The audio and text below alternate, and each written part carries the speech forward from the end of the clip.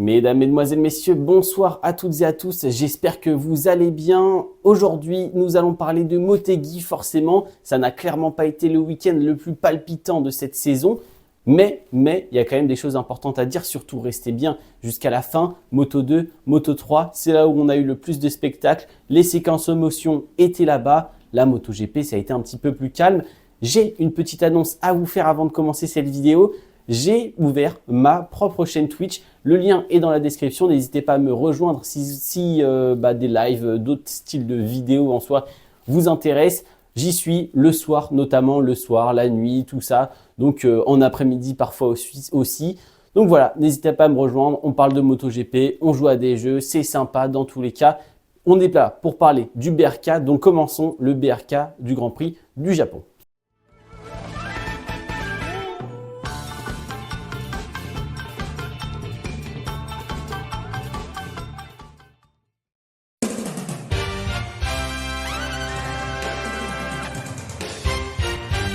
Malheureusement, commençons une nouvelle fois, cette fois-ci par Yamaha. Un week-end un peu catastrophique dans l'ensemble. Alors, comment dire? On va pas se mentir, la marque japonaise n'a clairement pas brillé sur ses terres aujourd'hui.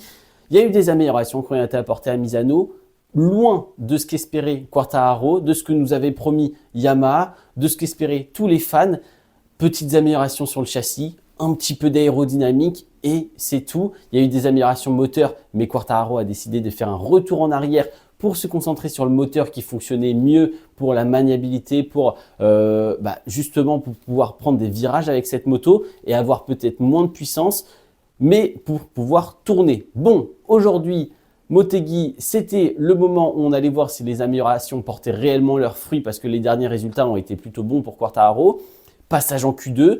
Mais ça, on a surtout un passage en Q2 de la part de Fabio Quartararo avec un très bon tour, tout seul, encore une fois, lancé, qui lui utilise le maximum de ses capacités personnelles pour exploiter tout le potentiel de cette moto et la placer en Q2. Donc la Yamaha, là, on ne savait pas trop si elle était utile ou pas. Mais on l'a vu, pendant la course sprint ainsi que la course principale, la Yamaha a peut-être un peu progressé, mais c'est minime. Toujours un manque de grip énorme à l'arrière sur les réaccélérations. Beaucoup de patinage quand le pneu commence à s'user, de la difficulté à faire fonctionner le médium à l'arrière. Enfin bref, la Yamaha a peut-être progressé sur certains points, mais en tout cas sur son principal défaut, la progression n'est clairement pas au rendez-vous. Donc voilà, qu'est-ce que je peux vous dire d'autre? C'est la fin sur Yamaha. On peut parler peut-être de cette panne d'essence, encore une fois, dans le dernier virage, dans le Victory Corner, à la sortie du dernier virage. Quartararo qui finira 12e juste derrière Johann Zarco. Voilà, des mots forts ont été dits en zone mixte devant les médias. Je peux comprendre Fabio Quartararo. Oui, parfois, c'était peut-être un peu abusé ces sorties médiatiques, mais aujourd'hui, c'est totalement normal. 2 pannes d'essence en 3 courses. Il y a un moment, on peut taper du poing sur la table. Les améliorations ne sont pas au rendez-vous. Donc bon, c'est compréhensible. Et voilà, j'ai rien d'autre à dire malheureusement. Yamaha, c'était juste pas bon. Donc passons maintenant à Honda.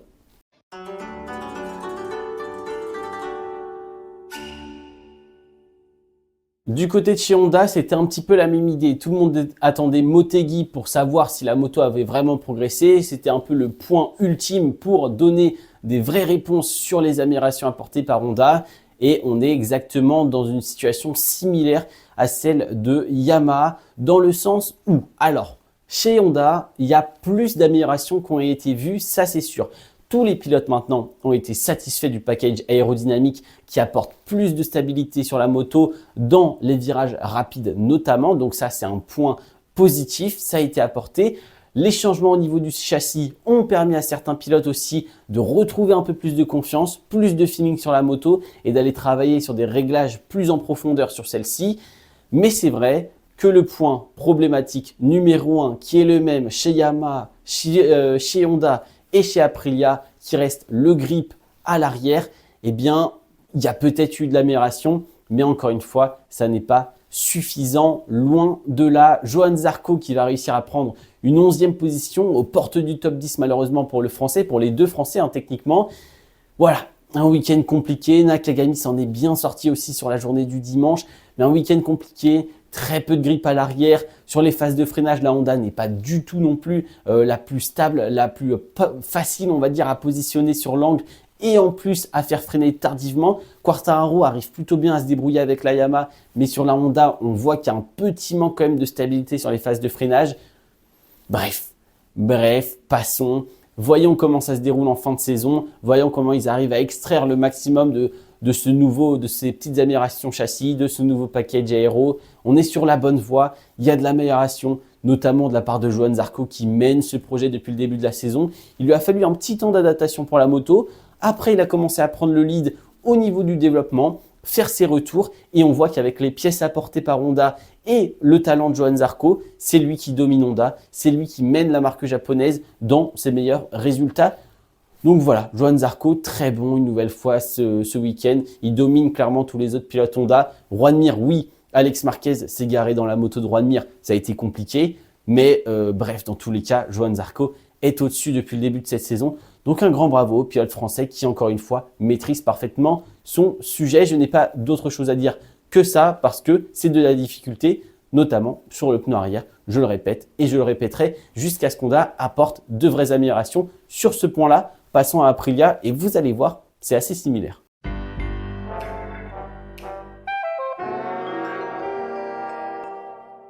Devinez maintenant de quoi nous allons parler du côté de chez Aprilia. Eh bien oui, nous allons parler de grip et notamment d'Oussad, le grip sur le pneu arrière. Alors, revenons un peu sur tout ça. Là, on n'est pas sur une marque japonaise, ils ne sont pas à domicile. C'est un circuit qui plus est, qui ne leur convient pas forcément. On sait que la Aprilia, depuis le début de saison, est plus à l'aise sur des circuits fast and flowing avec des longues courbes comme à Silverstone, comme à Catalunya par exemple. Et là, on est sur un circuit typiquement opposé à Catalunya, c'est-à-dire de grandes lignes droites, de grosses phases de freinage et de grosses phases de réaccélération avec peu de virages à haute vitesse, peu de longues courbes en appui. Et là, alors là, c'est une catastrophe. Les sorties médiatiques d'Aleix Espargaro, c'était la pire course de ma vie en 3 ans. J'ai l'impression que je l'ai vu plusieurs fois, cette déclaration cette saison. Pire course de ma vie en 3 ans, complètement épuisé à la fin à cause de la moto. Vignales qui disait que bon, mis à part sa qualification exceptionnelle, après, ils ont absolument pas compris comment faire fonctionner les pneumatiques.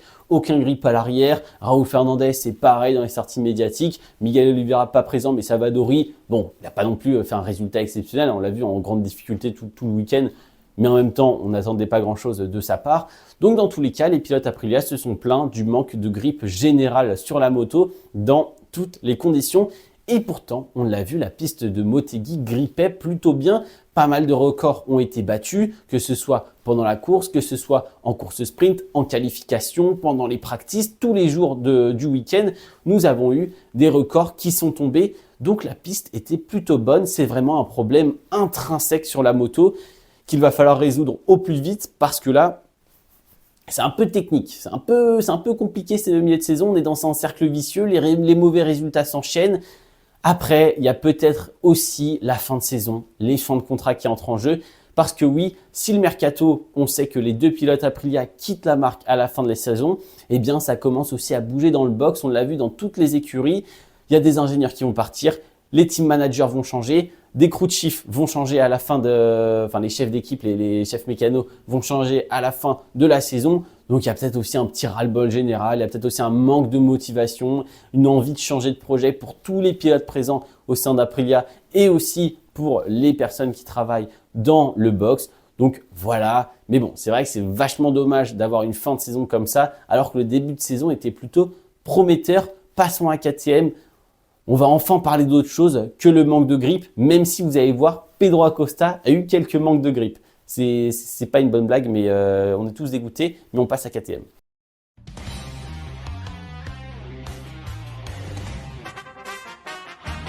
Mon cœur a été brisé ce week-end, malheureusement, une fois, puis une deuxième fois le dimanche. Pedro Acosta est passé à côté de sa première victoire en course sprint.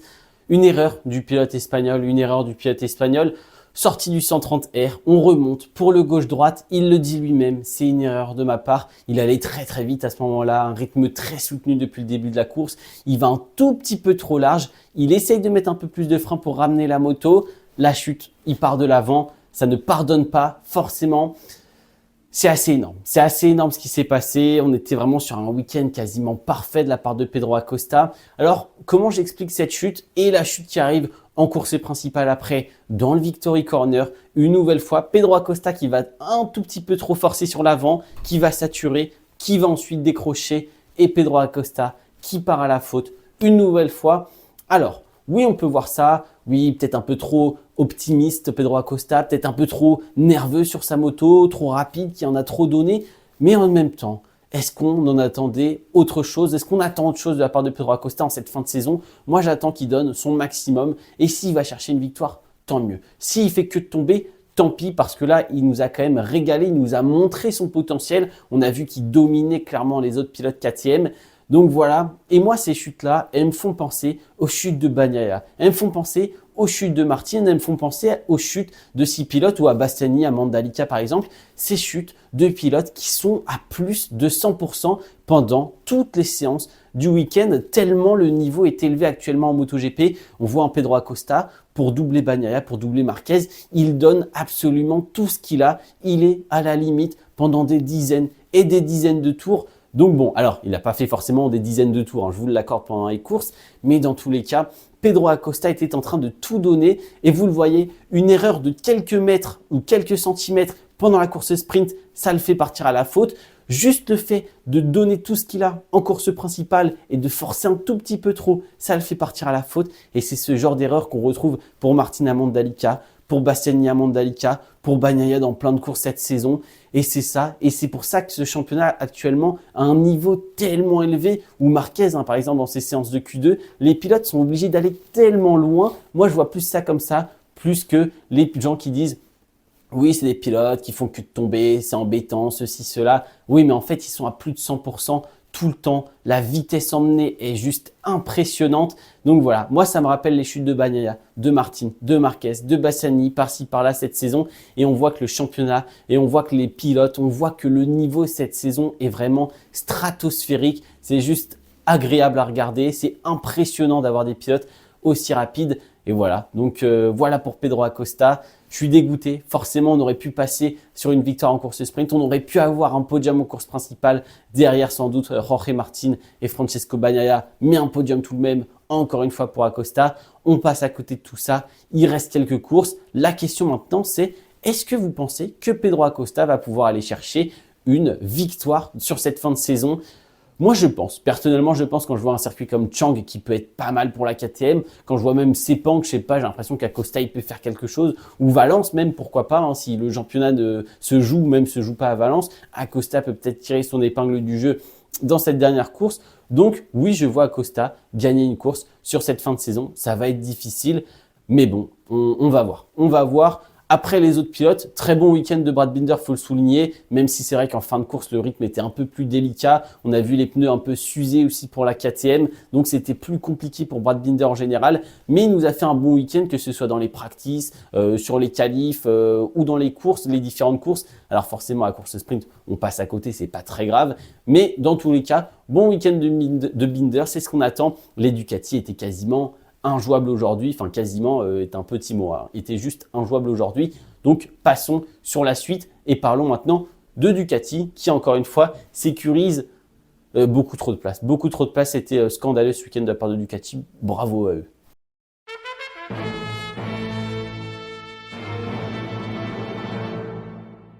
Ducati, forcément il faut en parler, bien sûr c'est les vainqueurs. Je vais vous donner des petites statistiques comme ça qui viennent par là sur ce week-end. Top 7 pour Ducati en course sprint si je dis pas de bêtises. Top 5 pour Ducati en course principale si je ne dis pas de bêtises. Il y a 7 Ducati dans le top 8. Voilà, bon, ça vous donne à peu près les chiffres. Mis à part Marquez, encore une fois, qui s'est garé dans Roi de Mire. C'est le seul qui n'a pas fini dans le top 8 de toutes les Ducati. Et Ducati égale le record de Honda sur la saison 2001-2002 d'avoir, attention, c'est combien? C'est 13 victoires consécutives, c'est ça? 13 victoires consécutives, si je ne dis pas de bêtises. 13 victoires consécutives pour un seul constructeur. Alors oui, ce chiffre est impressionnant, mais je trouve qu'il est d'autant plus impressionnant quand on parle d'Honda sur la saison 2001-2002, qu'il a dominé tout avec notamment Valentino Rossi, parce que là, ils l'ont fait avec 2 pilotes. Là, Ducati, ils ont 8 pilotes, une moto qui domine, tout ça. mais ça reste tout de même un record qui va être battu par Ducati très probablement parce que je vois pas grand monde les battre à Phillip Island. Mais bon, on va voir. Après, si on doit parler de la course, je n'ai pas grand-chose à dire, ça a été plutôt calme. On a vu un Marquez gérer son milieu de course parce que je pense qu'il avait vu qu'il n'avait pas le rythme devant et qu'il savait que Bastianini allait revenir comme un fou sur la fin de course. Donc on a vu qu'il a vraiment bien géré son milieu de course. Des temps pas hyper hauts, pas hyper élevés, pas très rapides, mais sur la fin de course, il a pu accélérer son rythme pour se défendre de Bastianini. Bastianini qui a un début de course un peu compliqué, coincé derrière certains pilotes comme Brad Binder par exemple. Donc il a fallu remonter, le pneu avant chauffait, s'usait un peu plus vite et après il a fallu pousser pour aller chercher Marquez. Donc bon, comme d'habitude, le top 4 c'est le même. Cette fois-ci, c'est Marquez qui va monter sur le podium et pas Bastianini. Voilà, ça s'échange entre les deux. Et devant, parlons de la masterclass de certains pilotes comme par exemple Francesco Bagnaia qui vient égaler lui aussi avec ce nombre de victoires en une seule saison. Alors là, rappelez-moi le chiffre, je ne sais plus si c'est 7, 8 victoires cette saison pour Francesco Bagnaia en course principale. Voilà, et c'est autant que Marc Marquez, autant que le record de Lorenzo. Il vient égaler Valentino Rossi par exemple. C'est un record de champion, c'est un record d'une légende. Et aujourd'hui, voilà, encore une fois, Bagnaia qui vient s'inscrire bientôt, en tout cas, en tant que légende du MotoGP. C'est sûr et certain, avec ses records, avec ses titres de champion du monde. S'il gagne, ça va se faire son 3e titre consécutif en MotoGP. Donc voilà, c'est des records qui sont très difficiles à aller chercher. On le voit, hein, les noms qui sont présents sur ce genre de records, c'est pas n'importe qui, c'est les plus grands pilotes de la MotoGP. Donc voilà, bravo Francesco Bagnaia. Je tiens aussi à dire un grand bravo à Martin parce qu'on l'a vu encore une fois, cette capacité mentale. Martin, on le rappelle, quasiment dernier de la Q2, il partira 11e sur la grille de départ. Dépassement, pas de précipitation, pas de geste brusque, pas de je lance ma moto dans le virage, je fais un freinage de je ne sais où. Non, on va doubler des pilotes comme Binder, comme Bastianini, comme Brad Binder, comme Marquez. Donc, on vient vraiment doubler des pointures en termes de pilotage. Et pour le coup, il arrive quand même à aller venir mettre la pression à Francesco Bagnaia, qui lui était dans un style métronome, indéboulonnable Francesco Bagnaia. Mais ça n'empêche en rien que la performance de Martin, on le voit mentalement et en termes de pilotage, était juste énorme et vraiment impressionnante. Donc, un grand bravo à Martin qu'on voit, il a évolué très clairement depuis l'année dernière. L'année dernière, je ne suis pas sûr qu'il était capable de faire ce genre de remontée sans s'énerver, sans faire de gestes imprécis, de gestes précipités. Là, franchement, on est sur une course maîtrisée et un très bon rythme. Il aurait pu jouer très clairement cette victoire s'il n'était pas parti aussi loin et s'il avait plus de temps pour gérer ses pneumatiques et sa stratégie de course. Donc voilà, il limite un peu la casse, il perd pas mal de points quand même au championnat, ça resserre un petit peu tout, mais dans tous les cas, Martin, très bonne course, Bagnaia, très bonne course. Parlons de la Moto 3 et de la Moto 2 parce que là, je me suis régalé.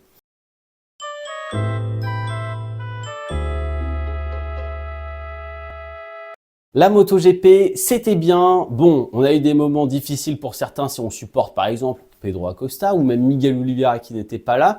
Mais passons, la Moto 3, Moto 2, je me suis régalé. Premièrement, Moto 2. La Moto 2, la course qui commence, il pleut dans le premier secteur, les pilotes, bam, tout le monde lève la main, drapeau rouge, après on doit repartir. Et là, la piste, il y a encore des gouttes de pluie. La piste est encore mouillée par endroits. Certains pilotes choisissent les pneus pluie. Certains pilotes choisissent les pneus wet, les pneus slick, pardon. Donc, pneus wet, pneus slick. Il y en a qui rentrent au stand, Albert Arenas par exemple. Et là, c'est le départ. Il y a tous les types de pneus. Il y a encore un petit peu d'eau sur la piste et c'est le bazar dans tous les sens. C'est incroyable. La piste qui sèche, les pilotes en pneus slick qui remontent comme des flèches. Ayogura qui prend la tête en pulvérisant tout le monde, qui se fait rattraper par Manuel Gonzalez qui enchaîne les records du tour. C'était du grand n'importe quoi. Et à la fin, séquence émotion, première victoire de Maverick Viñales. Ayogura qui n'a jamais été aussi proche du titre. D'ailleurs, dites-moi si vous pensez que Ogura va remporter le titre à Phillip Island ou plus tard. Mais j'ai quasiment aucun doute, sauf grosse blessure ou gros problème, que Ogura soit champion du monde cette saison. C'est quasiment fait, c'est quasiment plié. Bravo au Japonais qui fait une 2e place devant son public et qui sécurise quasiment le titre. Filip Salač qui remonte sur le podium depuis Le Mans. L'année dernière, il n'avait pas été sur le podium après des blessures, des opérations, une saison plus que compliquée. Le pilote les pilotes tchèques en pleurs sur le podium. Après, on a le meilleur résultat de Jérémy Alcoba. On a Van den Goorberg qui font son meilleur résultat. On a Artigas qui vient chercher son meilleur résultat et les premiers points de cette saison. Et après, on a Celestino Vietti qui va gagner à 1 minute la course entre les pilotes avec des pneus pluie. Parce que oui, c'est le premier pilote avec des pneus pluie. Il finit à 1 minute de Manuel Gonzalez alors que la course ne durait que 12 tours. Et au début, en plus, il pleuvait. Donc, c'est pour vous dire, si vous voulez voir la différence entre des pneus wet et des pneus slick sur une piste sèche, allez regarder ça. De toute manière, allez regarder cette course. C'était juste énorme. Des émotions, des remontadas, parce que Manuel Gonzalez, il nous fait quasiment un last to first. Franchement, vu de où il est au départ, je crois qu'il est 22e à un moment, 23e. Il finit premier à 1 minute du 7e. C'est du grand n'importe quoi. C'était totalement fou. Donc, allez regarder ça. Encore une fois, des meilleurs courses de la saison. On enchaîne les masterclass en Moto 2. Je me régale en 2024 dans cette catégorie intermédiaire. Passons à la Moto 3. Et là, parlons d'une légende. Parlons d'une légende parce que si Pedro Acosta a réussi à être champion du monde sur sa première saison Moto 3, ce que très peu de pilotes ont fait, on va pas se mentir, David Alonso est en train de faire pareil, voire limite mieux. Il est sur les pas des plus grandes légendes de ce sport. Je vais vous donner des statistiques. Premièrement, David Alonso détient le record de victoires en Moto 3. Il n'a pas fait 10 ans en Moto 3, il n'a même pas fini sa 2e saison. Il détient déjà le nombre de victoires dans cette catégorie, en comptant tout le monde, tous les pilotes du monde.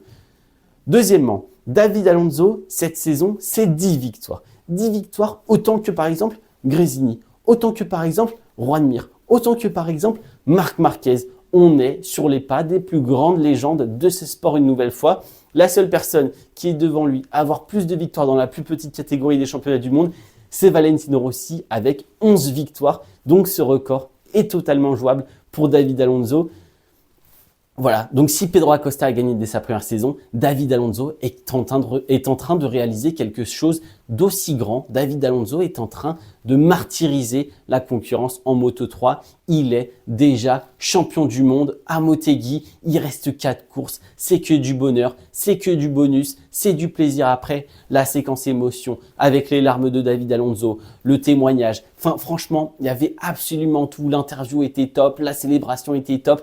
Allez voir cette course, allez voir la célébration d'après-course. Et encore une fois, si on parle plus précisément de la course, on est sur une course maîtrisée, parfaitement dans le domaine de ce que nous a fait David Alonso depuis le début de cette saison, c'est-à-dire un peu en retrait au début, on analyse, on gère, on établit une stratégie et plus les tours passent, plus on revient petit à petit dans le haut du classement et dans les derniers tours. On prend la tête, on s'envole et on défend et c'est parfait, c'est plié, 10e victoire cette saison. Franchement, David Alonso, dans 2 ans, il est en MotoGP et il joue pareil, comme Pedro Acosta, il joue les podiums, comme ça, bam, il distribue les podiums et il révolutionne lui aussi le sport à son image. Premier pilote colombien à devenir champion du monde dans la catégorie des championnats du monde moto, justement. C'est énorme, c'est juste énorme. Dites-moi ce que vous avez pensé de David Alonso ce week-end.